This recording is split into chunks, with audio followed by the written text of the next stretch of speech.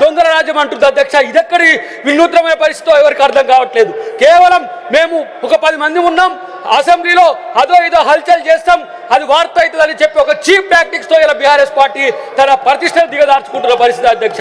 కాబట్టి ఇలాంటి సభ్యులు పెద్దల సభ అధ్యక్ష, ఇది ఇక్కడ చర్చ పెద్ద ఎత్తున జరగాల్సిన అవసరం ఉంది అధ్యక్ష.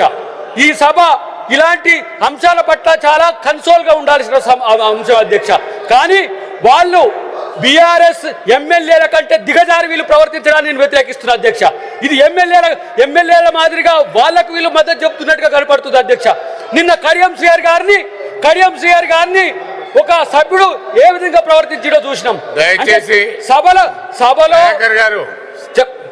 అవతల సభలో జరిగిన విషయాలు సార్ ఈ సభలో ప్రస్తావించడానికి వీళ్ళు అధ్యక్ష. అందుకనే గౌరవ సభ్యులకు కూడా చెప్తా ఉన్నాను, మీరు మీ స్థానంలో కూర్చోండి. విన్నారా?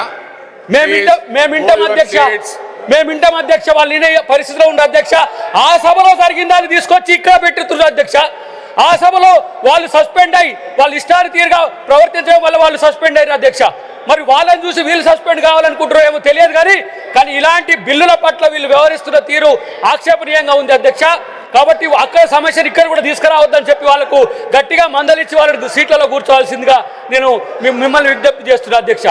ఈరోజు వాడు మాట్లాడుతున్న మిత్రులు ఎవరైనా సరే, ఇలా మీరు తల్లిదండ్రుల పట్లనో సమాజం పట్లనో మీకు ఒక చిత్తశుద్ధి ఉంటే మీరు కూర్చోవాలని చెప్పి నేను తెలియజేస్తున్నా అధ్యక్ష. తీర్మాన్ Mallanna garu, honourable minister martial కొడతారు అధ్యక్ష.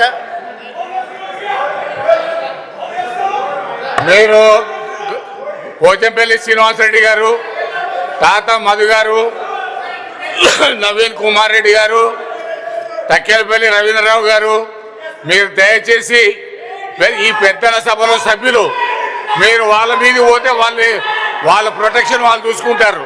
కాబట్టి దయచేసి మీరు పెద్ద మనుషుల్లాగా బిహేవ్ చేయండి.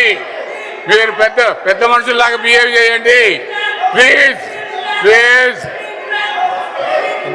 తీర్మాన్ మల్లయ్య గారు. అధ్యక్ష, ఇవాళ ఒక చారిత్రాత్మకమైనటువంటి బిల్లు ఈ సభలో చర్చకు వచ్చినందుకు, ఈ చర్చలో పాలు పంచుకునేటువంటి అవకాశాన్ని నాకు ఇచ్చినందుకు తమరికి వినయపూర్వకంగా ధన్యవాదాలు తెలియజేస్తున్నా అధ్యక్ష. మీరు అనిస్తే నాకు వద్దుపోతుందా? అధ్యక్ష, ఇక్కడ